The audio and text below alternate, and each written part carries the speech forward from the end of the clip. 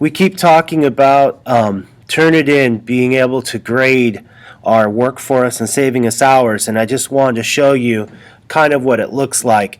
This is my student Shirley. You probably know who I'm talking about. This is an AP student, and this is revision assistant.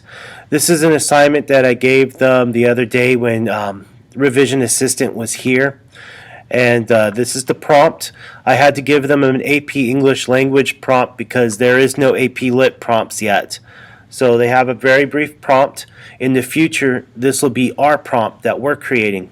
So, and then there's the sources. And again, we will include our sources in this the same way we did in Google Classroom.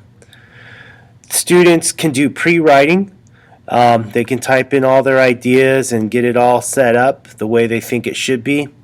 This could be actual paragraphs, it could just be notes, it could be an outline, this part could be anything.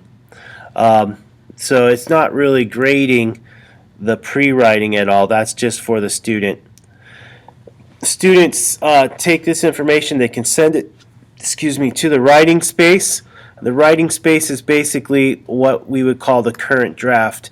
That's kind of confusing, and hopefully they will correct this. But think of the pre-writing as a planning area, and the drafts here. And there's actually 5 drafts here. They are designed to help the student get better scores. So in clarity, organization, evidence, language, that's kind of what this prompt is looking for. And you can see that this student actually got 4s on 3 of the 4 topics, which is pretty darn good. Now on the side here, this is her first draft. It goes all the way to her last draft, this draft, which is her current draft. And here we go. You can just see this is her current draft here. This is where she can work. And then as it goes through here, so it's giving it a score of 4 through 1. This language ties in with this, and it's giving students suggestions about how to fix it. So ultimately, it is grading the paper for us.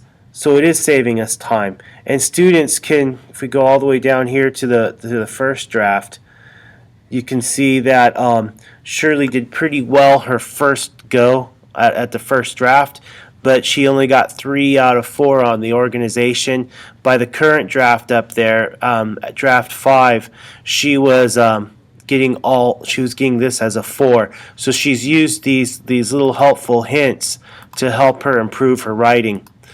When she's done writing, or when she's ready for us to look at the paper, there's a little turn-in button here where she can click that, and it saves it to our account so that we can look at it. And of course, once they turn it in, they can still work on it, but once they turn it in, we can use those scores as our final scores.